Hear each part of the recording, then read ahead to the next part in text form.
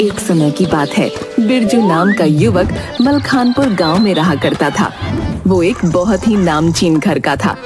वो स्वभाव से एकदम बिन पेंदी का लोटा था, पर गांव में अब तक ये बात नहीं पता चली थी, क्योंकि उसके घर वालों ने ये बात अपना नाम बचाने के लिए छुपा कर रखी थी।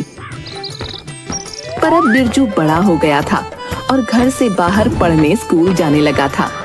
आज स्कूल खत्म होने के बाद वो अपने दोस्त के साथ एक बेंच पर बैठा था। यार बिरजू, तू तो बहुत ही बड़े घर से आता है, इसलिए गुरुजी भी तुझे कुछ नहीं कहते और हमें हमेशा डांटते रहते हैं। मेरे लिए भी कुछ करो ना, ताकि मुझे भी गुरुजी डांटा ना करें।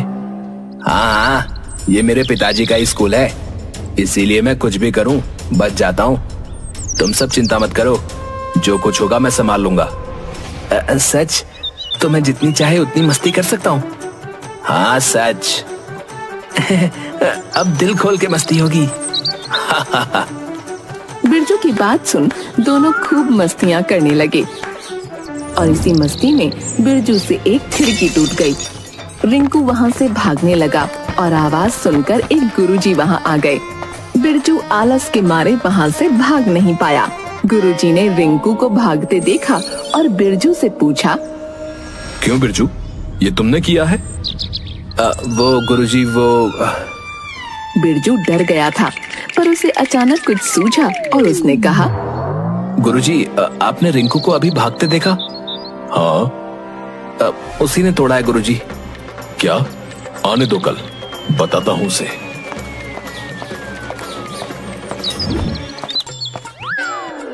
बिरजू ने रिंकू से अभी वादा किया था कि वो उसे बचाएगा। उसने वादा तोड़ने में एक पल न लगाया और वहाँ से भाग निकला। सच में बिन पैंदे का लोटा था बिरजू।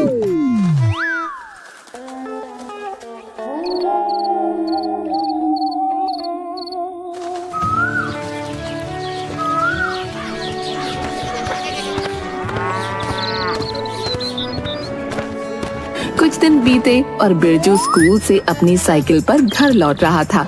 तभी उसे रिंकू दिखा। उसने अपनी साइकिल रोकी और उससे कहा, अरे रिंकू, इतने दिनों से दिखे नहीं, कहाँ थे? अरे वो जो कांच टूटा था ना, उसी कारण नहीं आया। गुरुजी ने घर पर बता दिया और कुछ दिन के लिए आने से मना कर दिया। अच्छा, बड़े दुख की बात है, पर तुम्हारा नाम लिया किसने? पता नहीं। अच्छा आओ, आम के पेड़ के पास खेलते हैं। हाँ चलो। दोनों आम के पेड़ की ओर चल पड़ते हैं। वहाँ पहुंचकर देखते हैं कि एक पेड़ के नीचे गुरुजी विश्राम कर रहे हैं। रिंकू, इन्होंने तुम्हें आने से मना कर दिया था ना? हाँ। आओ बदला लेते हैं, सारा जिम्मा मेरा। पर हम करने क्या जा रहे हैं? बताता हूँ, पहले इन्हें हिलाकर देखो। ये गहरी नींद नहीं है ना?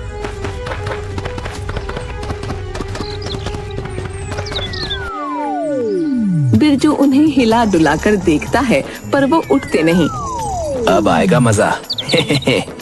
बिरजू अपने बस्ते से एक कलम निकालता है और उनकी आंखों पे गोल आकार बना देता है और कलम रिंकू को दे देता है। लो, अब तुम्हारी बारी। पर कुछ हुआ तो मैं देख लूंगा, चिंता मत करो। रिंकू गुरुजी की मूंछें बनाने लगता है। तभी गुरुजी उठते हैं और देखते हैं कि रिंकू के हाथ में कलम है। मूर्ख बच्चे, ये क्या कर रहा है? सजा से जी नहीं भरा जो अब मुझ पर कलम चलाता है? रुक, अभी बताता हूँ। हाँ गुरुजी, मैंने तेरे से मना भी किया था। पर बिरजू, माफ कर दीजिए गुरुजी, बिरजू भी शामिल था। चल तेरे माता पिता के पास। तभी गुरुजी रिंकू का कान पकड़कर उसे वहाँ से ले जाते हैं और बिरजू फिर किसी और दूसरे को फंसाकर खुद बच जाता है।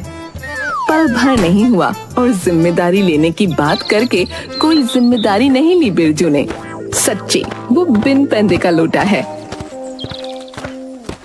अब ये बात जमींदार को पता चल गई थी और जमींदार आज इसी कारण बिरजू को कमरे में बिठाकर एक वैद्य को बुला लाए थे।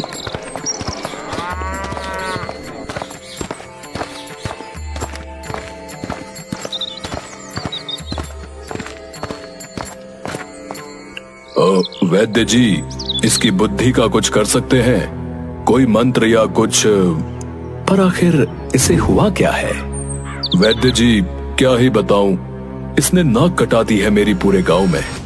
बस अपने मन की करता है, जहां अपना फायदा देखता है वहीं लुढ़क जाता है और दूसरों को फंसा देता है।